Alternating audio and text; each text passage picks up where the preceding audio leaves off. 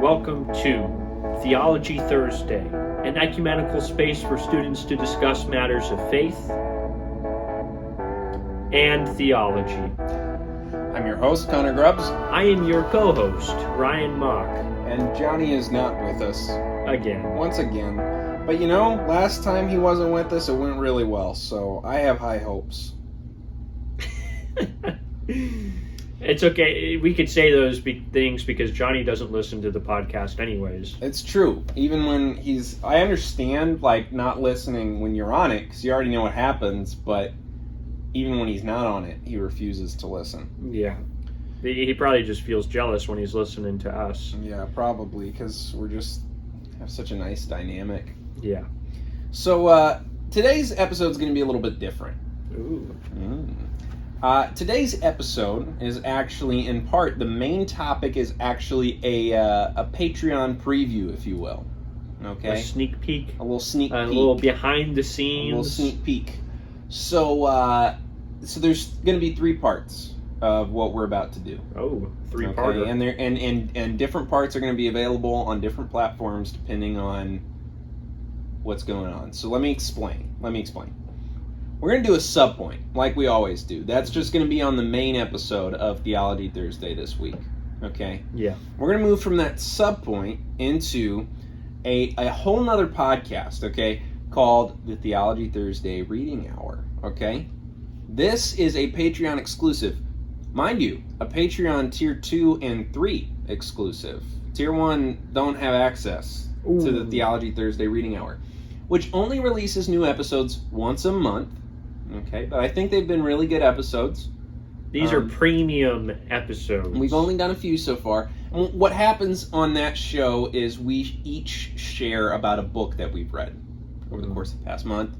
And then, we review it, we discuss it. And so what we're going to do is the main topic for everybody this week is going to be the first book on Theology Thursday Reading Hour, which I'll go ahead and spoil it for you. It's Jesus and John Wayne. A lot of people talking about this book right now. I think there's a lot of important things to talk about from this book. So that'll be our main topic. So wait, I'm not talking about my book this week? No, you are. Okay, cool. You are. That's going to be the main topic. That's everybody gets to listen to that. Okay. Now, only our Patreons, get our to Tier hear 2 and 3 the Patreons, premium, get to hear the full Reading Hour episode. The premium books that I read. Your book. Yeah. You're going to be discussing The Making of Biblical Womanhood. Yes. By Dr. Beth Allison Barr. Yes. Now, people have been talking about both of these books together a lot as well, and kind of how there's some similar themes and things covered. Oh, yeah. So, I think the full episode, so you know, for those who watch Reading Hour on Patreon this week, it doesn't have the subpoint, okay? So the subpoint's special. That's for you guys who are listening right now, okay? Our regular listeners who listen to the main episode, you guys are important too. So you still get something special, exclusive to you, and that's the subpoint.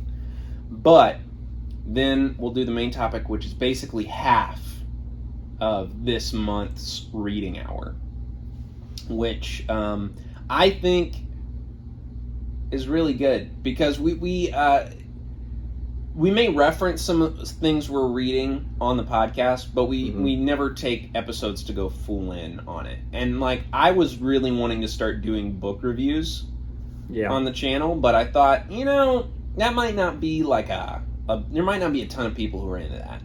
But some of our fans who may even be willing to financially support us, our true fans, we want to make it available to you. We want you to join in on these conversations where we dig a little deeper on what we're reading, because we figure most people probably don't care. But those of you who would be willing to support us on Patreon, maybe you do.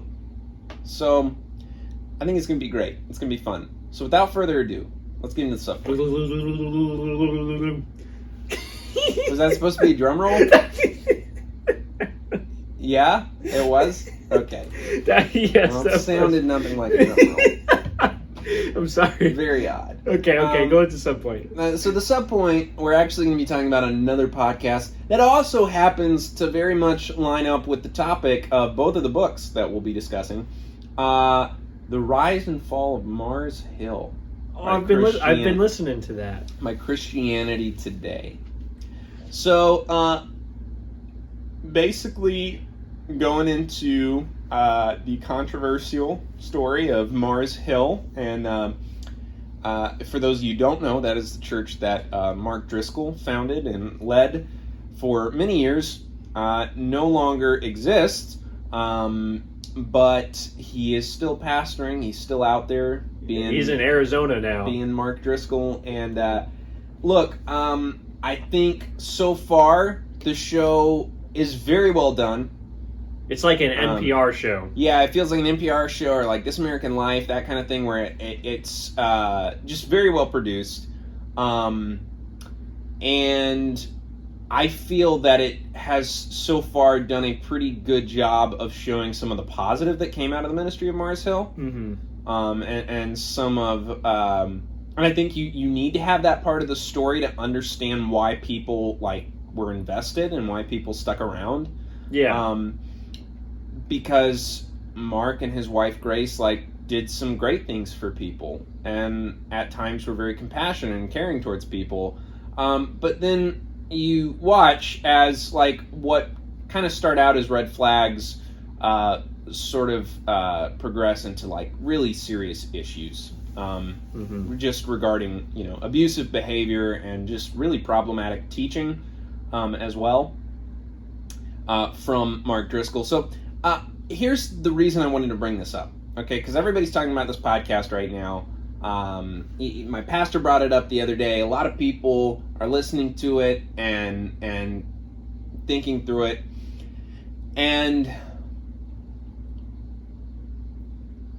some people are coming out and saying, hey, this is wrong. This whole thing is wrong. We shouldn't be doing this because we're slandering a fellow brother in Christ. Oh, okay. An interesting perspective. Okay. I wanted to kind of get your reaction to that. What do you think?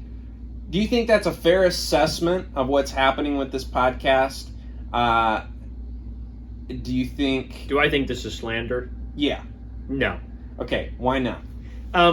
Well, I think that the slander is when you're purposely spreading false things in order to tear somebody down. Here's what I'm seeing here is this stuff's true, right? And it needs to be brought to light because Mark Driscoll's story is not an isolated incident, right? The things the red flags that we see in the Driscoll story, the Mars Hill story, people are seeing that in other places too, and have seen that in other places as well. So this is not an isolated incident. And it's important to know the story because it's like studying history. Why would we study history? So we understand ourselves, we understand what kind of times we live in today, and so that we don't repeat the same mistakes. We learn from our past. And Mark Driscoll's story is a perfect case study in the narcissistic pastor, or the abusive church environment. If you want to study what an abusive church environment looks like, the Mars Hill story is where we would point you to, Yeah, a lot of people have responded, no, this isn't slander, it's journalism, okay, and there's a difference, hopefully, right? Good journalism is not slander, it's telling the truth. Yeah. And, no, I do think history matters, and recent history matters, I'm sure we're going to be talking about that with Jesus and John Wayne, yeah. Well, with both of the books, right? Yep. So I think this is kind of a good segue. The fact that Christians need to recognize that history does matter. And I think a lot of these conversations, these difficult conversations, have not been had because, oh, that's slander.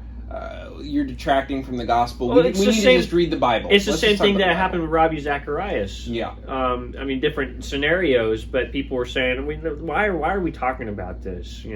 Because this needs to be brought to light. Right. For one, Right. and also we need to figure out how we move forward from here. you Yeah. know? And how do we guard against things like this happening again? So that attitude of let's not talk about this stuff because it detracts from the gospel. We just need to talk about the gospel. We just need to talk about the Bible. I want to say the Bible's important. The gospel's important. Obviously, I love both of those. We do affirm that. Yeah. But that mentality is stupid. It really is stupid because I think we see, and we'll talk about, with both of these books today, how they kind of show how when we don't know our history and we don't talk about our history, people get hurt. Mm-hmm. And there are consequences. There are real life consequences to that kind of thing. And so I think there's a lot of value to this. And I think that Christianity today has done a good job of not making it slanderous. Yeah. Of just telling the truth from all angles. Yeah. And so, look, could it turn south and become some sort of slander fest? Sure, I don't know. I'm not, I can't endorse every episode because every episode hasn't come out yet. But so far, what they've done is really good. Yeah. Interestingly, I've actually heard criticism on the opposite end as well. Mm-hmm. That Christianity today is sugarcoating stuff. Yeah, They're not going as far as they should. I don't know what the truth is there. Right. Well, and it's we're an only interesting perspective. We're less than halfway through the whole show so far. That's so true. who Yeah, knows? there's supposed to be 12 episodes, I think. So anyway, yeah, that's our sub point for today. So if you haven't listened to it yet, I think you should. So here we go. Our first book on the Theology Thursday reading hour this week. Okay, this is available to the general public. See, this is your preview to what you're missing out if you are not on Patreon, and if you are on Patreon, what's up? We love you. You get to experience this every month, but Yes. we're letting the general public in on what you get to experience, but not the whole thing. Don't worry, you've paid for this premium content, so you're still gonna get a half of it that's just exclusive to you. Yeah, because you're special. You're so special. So my book this week is the one we're gonna share with the public. Okay, Jesus and John Wayne by Kristen Kobes Dumais. I believe I said it right. She's a historian, professor at Calvin University, and she wrote a book. So let me ask you questions then. Okay. So why in the world is it called Jesus and John Wayne? That is a very provocative title. It's a very provocative title. It's also referencing a song that the Gaithers wrote. Okay. Did you know that there's actually a Jesus and John Wayne song? I only know that because she wrote about it in the book. Yeah, she does reference it in the book. I had not gotten to that part yet when I was looking up interviews with her, and all of a sudden I just see, this is a song. That's where she got it. And the song... So did you listen to the song? I did listen to the song. I did listen not. to the song. I have not listened to the song. It's rough. It's basically about how his mother taught him to be a little bit of Jesus and a little bit of John Wayne. Oh, mix and match. Yeah, it is. So, Nice. so you're going to be Jesus, compassionate, loving, kind, but, John Wayne, a little rough around the edges, get the job done. So if that's what the book title was based off of, what I'm gathering is that the book has to do with Christian masculinity? Yeah, so basically the John Wayne is used as this kind of archetype for what masculinity looks like to white evangelical Christians. And that's because many, as she shows in the book, many white evangelical Christians said as much. They pointed specifically to John Wayne as an example of what biblical manhood should look like. This kind of rugged, get it done. Now, it's a little ironic because John Wayne wasn't a good guy. He was, he not only played racist, misogynistic characters, but that's just who he was in real life. So, really not somebody that we should look as a hero kind of sounds familiar, doesn't it? Mm-hmm. As far as, racist, misogynistic heroes of the evangelical faith. Okay, yeah. So the book starts out, and I think this has been a turnoff for a lot of people. The book starts out with her describing a speech that President Trump gave at a school that she had gone to. I forget it was a college, I believe, that in her town that she grew up in. Yeah. And she's sitting there seeing him give this speech, and it's this infamous speech where he talks about how he could shoot somebody on Fifth Avenue and not get in trouble for it. Mm-hmm. And she starts the book out this way, so immediately most people are like, oh, this is a Trump-bashing book. This is a never-Trumper book. So does she have an agenda in the book?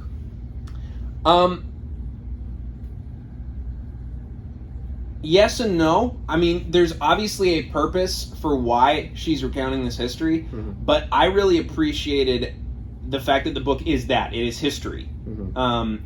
So while obviously she has an agenda in that she's trying to show why is it, she basically opens with that scene to sort of pose the question, why is it that evangelical Christians would applaud this man when he's saying these types of things? Like, how did we get here? Yeah, so 2016 through 2020, we found ourselves in a weird place in America, in evangelicalism. Hold on one second. Let me consult my partner here. Are we about to get really political? We're about to get a little bit political, okay? Now, we really avoid being political on this podcast. Oh, boy. Okay, but here's the thing. You can't talk about this book without getting into this a little bit. Yeah, I mean, yeah, this book is inherently political. Yes. So yeah, I'm just going to go for it then. Okay, go for it. And you can edit this later. No, you go first. Okay. We find ourselves, the past 4 years, we found ourselves in a weird spot where evangelical Christians are supporting a man who doesn't represent evangelical Christianity, yet evangelicals believe that this man is the savior of evangelicalism. That's a generalization, I'm just making kind of a blanket statement here, but that seems to be the case for many people, Why is it evangelicals love Trump? Not just like his policies, right, but like his person. And that's one thing I would like to clarify before we begin this conversation. I understand that there were a lot of, there was a group of evangelical Christians who voted for Trump both times with their noses pinched and just kind of like, they felt like they had to because of the policies, because they were voting for the policies and for the party. They felt like they were voting for the Republican Party. But they did it with their nose closed because they recognized that this isn't a good dude, that he's not a true Christian, and that he says and does a lot of really awful things. But they justified it with, okay, we're voting for the policies, we're voting for the platform, but we don't endorse the man. Mm-hmm. There were many, and I know many evangelical Christians who that was their perspective. Okay? And I want to acknowledge going into it that if that's where you stood, I can actually understand the dilemma that you were facing and that decision. Okay? I can understand, I don't necessarily agree with, but I can understand that line of thinking. Mm-hmm.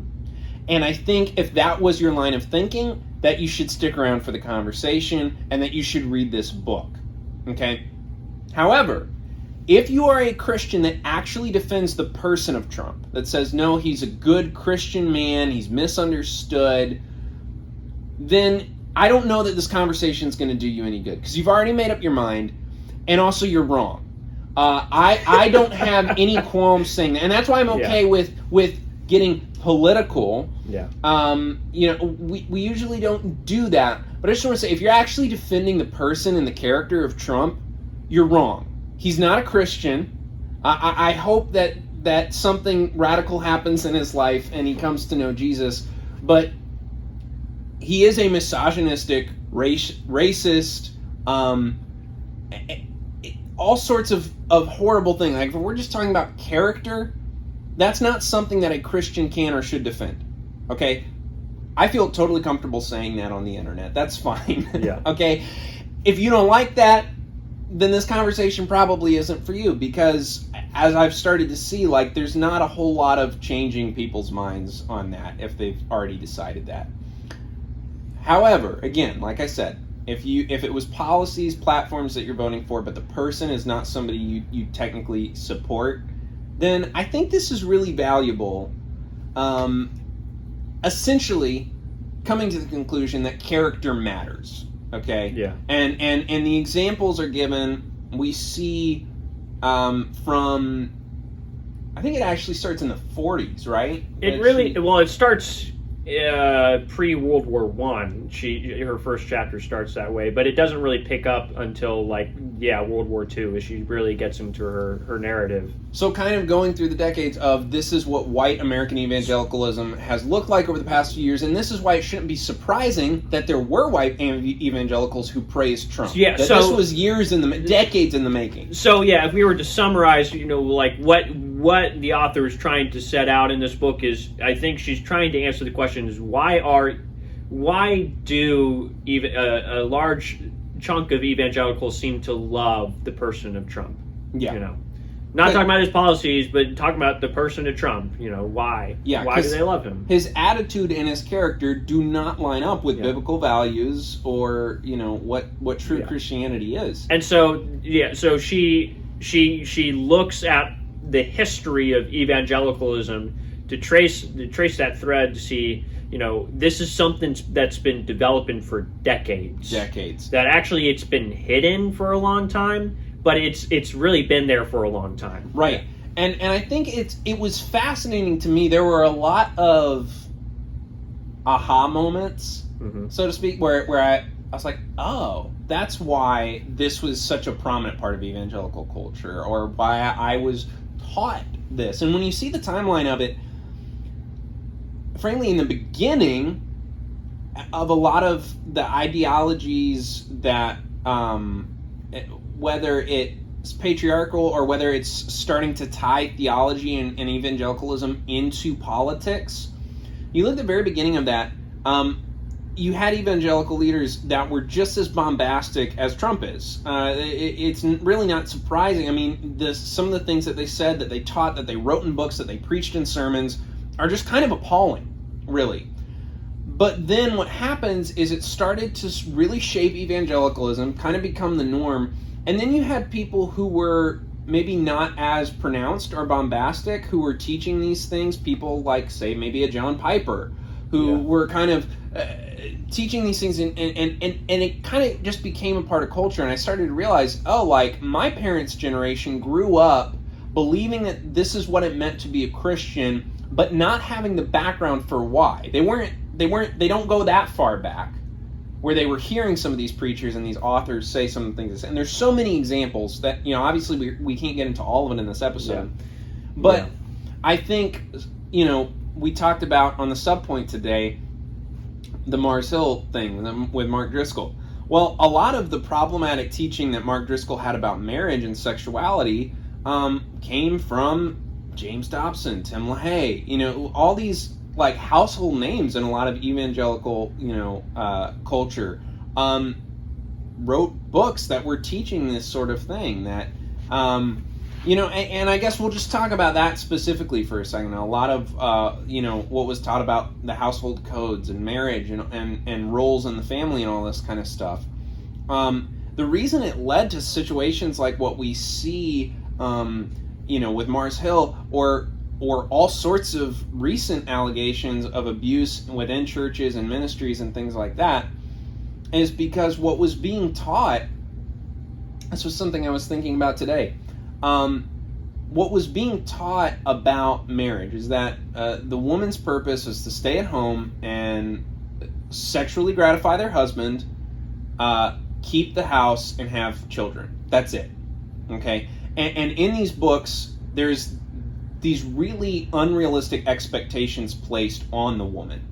That, like, even if you don't feel like it, even if you're not enjoying it, you need to satisfy your husband sexually, or he'll go find it somewhere else. And, you know, it's just in his nature to do that. So it kind of alleviates the man of any responsibility, any expectation of exercising self-control, and puts all of this pressure on the woman to essentially be, you know, a lot of these books, when you read what it's asking, to just be a porn star for their husband. Mm-hmm.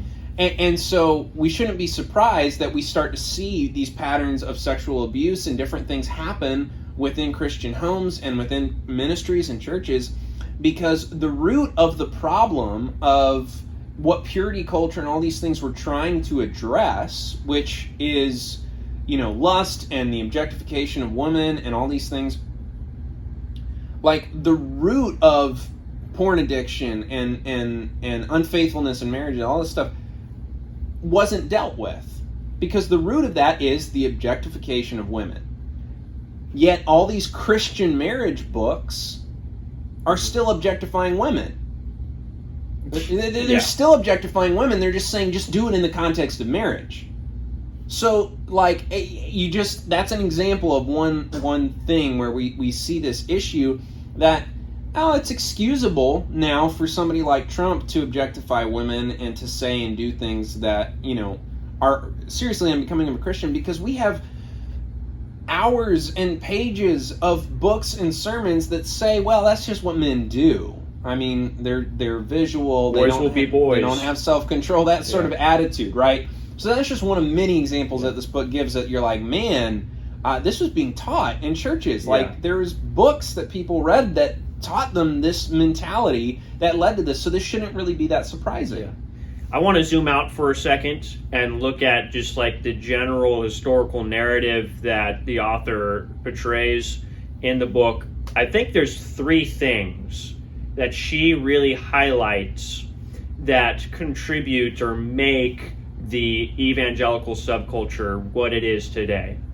The first thing I think that was absolutely necessary that she outlines is there was I guess what you would call an evangelical industrial complex. That there's actually a whole system, a consumeristic system that evangelical material is produced in. So you have the books, you have the radio shows, you have the television shows, and you have the Christian bookstores, right? That's something that developed out of American culture, and really American evangelicalism is very American in that respect. Yeah. It's very much consumeristic, and so anybody who grew up, you know, in the before now, I mean, we don't really have Christian bookstores today. I don't know of any in the area, but before, maybe 10 years ago, you could find Christian bookstores everywhere, and go walk in a Christian bookstore and see all the material that's in there, and most of it's fluffy stuff, you know. But that's something that developed as early as radio, you know. As soon as the radio was coming out, Billy Sunday was having, or whoever was having their Sunday service on the radio, and so there was developed this whole evangelical industrial. I don't know if she uses that phrase.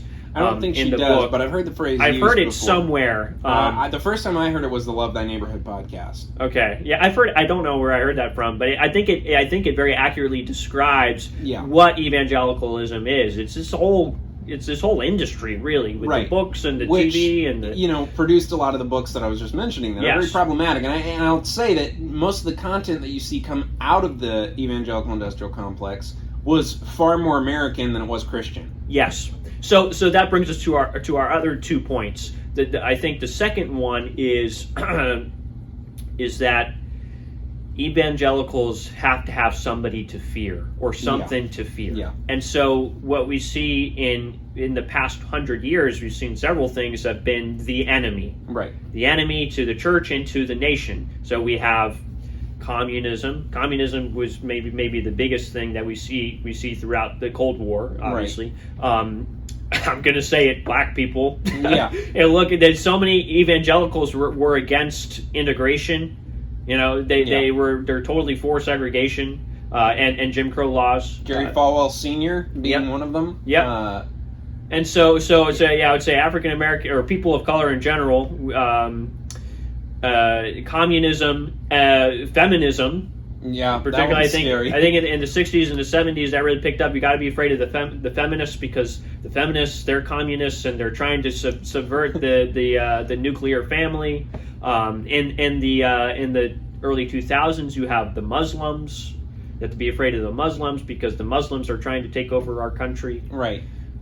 Today it would be CRT. Yeah, today. Yeah, exactly. Yeah. See, if this is literally, I would say CRT is the modern equivalent. Yeah. It's there's got to be somebody that we fear. There's got to be some enemy, and you see that as that happens, the only way to fight these enemies is politics. Right. Okay. So Christianity becomes increasingly more and more political. All of these things become intertwined. Yeah. Right. We have to destroy the communists because the communists are trying to take over or trying to subdue the nuclear family, and Jesus is for the nuclear family. Right. And so that's why we need men to be strong, and we need to train our kids in these ways to fight communism, to protect the family. And the family is the foundation of the nation, and that's why we need to get really political. That's why evangelicals have to surround, revolve around, politics or Republican Party. Before even reading this book and kind of,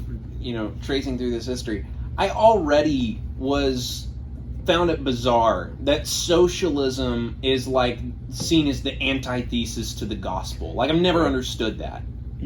As if socialism existed during Jesus' time and he spoke out against socialism, right? Yeah, and that Satan invented it, right? Just very bizarre. Okay, so, but there's a third one. The third one. I would say the third one is somebody to rally behind. Okay, yeah. So a figure, an archetype, a politician that stands for what we believe in. So I mean, we look at the title, Jesus and John Wayne. John Wayne wasn't really a political figure for evangelicals, but it's certainly an archetype to say that's the kind of person that we want fighting for us. Right. And I think the biggest example that we could look at in the book is Ronald Reagan. Yeah. Evangelicals were disappointed with the previous presidents. They were disappointed in Jimmy Carter, and they were more afraid of communism. And Ronald Reagan coming up, they saw him as the knight in shining armor, right? That he was going to protect evangelicals from communism, and so they quickly rallied behind him, even though Ronald Reagan's Christianity was nominal at best, I'm pretty sure. And many evangelicals still hail him as the greatest president we've ever had. I mean, they still sing his praises to this day. Yeah. Despite, we could point. I don't know if she talked about this in the book. I can't remember. But despite the human rights violations that Ronald Reagan took part of, we can look at the history of Latin America and elsewhere during the Cold War era and see all sorts of terrible things that all of our presidents have really partaken in, and what evangelicals are doing.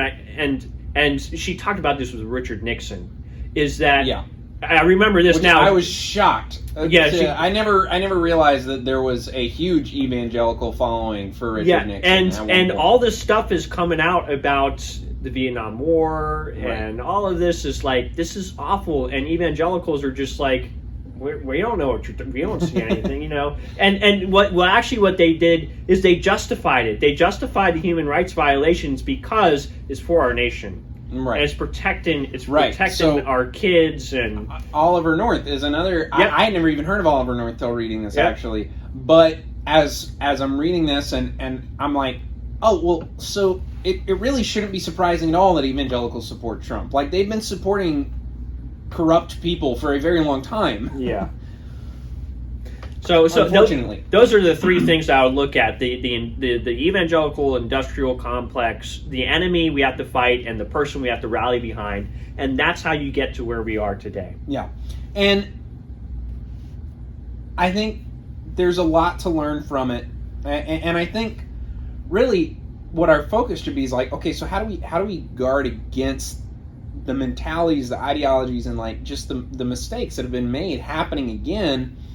And ultimately what it comes down to is one, I think removing ourselves from the evangelical industrial complex. And I don't know what that looks like, right? Because there's nothing wrong with books in and of themselves. We're talking about books right now. That's the whole point of this show. Right, we're reading books. And there's an industry to that. So there's going to be, that's always going to be a little bit of a reality. But church becoming a business, becoming just a place for content to be produced rather than for community to happen, is a problem. Yeah. And we need to get away from that. I think that you're absolutely correct. And what we see in the development of that industry is we see the watering down of true gospel ministry, true theological integrity. How do you sell books? How do you sell your Christian living books or whatever if people don't agree with you theologically and they're like, oh, we're gonna have problems with you? So you just stop talking about theology, Right. So you dumb down theology for one, and you rally behind. We rally behind politics. That's something that people could rally behind. It's tangible. Yeah. And I think the other thing is we need to get away from rallying behind people. All right. Right. Really, the only person that we need to be rallying behind is Jesus himself. And it sounds simplistic. It might sound cheesy, but it's true. And the sermon-centric, the pastor-centric way of doing church, I don't think is healthy. We need to take these people off of pedestals, and we need to be able to have deep theological conversations where they could be wrong or I could be wrong, and it's okay. Yeah. Rather than expecting them to know everything and have everything right and to feed us all of our thoughts and theology. Like that's not the role of the pastor. That's not how it should be. Yeah. Yeah, absolutely. Yeah, I thought it was a good book. Yeah, it's a great book. At times very hard to read. But it's important, and I think, again, a lot of people, oh, that's political, but I think part of the point of the book is that, like, Christianity should never become this political in the first place, and I think the other thing is the same criticism that the podcast got. Oh, that's slanderous. That's been said about this author, about Kristen Kobesky. She's just slanderous. She just wrote a whole book slandering people, and that's not what history is. We need to. I think that saying that, talking about problems that have happened within the church and within character problems with leaders of evangelicalism, calling that slander so we can brush it under the rug and not talk about it is part of the reason that some of these problems have grown as big as they are. Yeah. And I think also that celebrity pastor mentality where the only truth that we can receive is from people who are teaching us straight from the Bible. Nothing else matters, right? That's also very toxic because history does matter. And I think that's just going to be something we repeat a lot today. Yeah. Because it's the running theme from this podcast to these books, all this stuff, that history absolutely matters. And churches need to start listening to historians and philosophers. Like, what they have to say matters. And all truth is God's truth. Yeah. So this mentality that the only things that we can learn from is the Bible, and we just got to keep looking to that and not talking about history, not talking about how to interpret history and what's happened and what we can learn from it, is foolishness. It really is foolishness. Yeah. Yes, the Scripture is important, but it's not the only thing we can glean truth from. Yeah. Studying history helps us understand who we are. Yeah. And I think that's lacking in the church, and I think in some contexts in evangelical culture it's actually discouraged. And that's why, unfortunately, I feel like a lot of the people who need to hear what this book has to say, have already made up their minds that they're not gonna listen to it. Because it's not just a historian; it's a female historian. What? Oh, I think that's Good segue, actually, into our next quote. Yeah, so anyway, look, this got a little controversial today. Some people might be upset. I can't wait to read the comments on YouTube. But for those of you who joined us, we're reading a lot of different books and getting to have a lot of these discussions. And we'd love for you to be able to join us. So Tier 2 and Tier 3 Patreons get to join us every month for Theology Thursday Reading Hour. And if you sign up for Patreon right now, you can go listen to the rest of this episode where we talk about the book that Ryan recently read, Making a Biblical Womanhood. So that is exclusively for our patrons. The rest of you, thank you so much for joining us this week on Theology Thursday. And again, the link, everything's there if you want to continue this conversation and hear the rest of this episode on our Patreon. Yeah, yeet.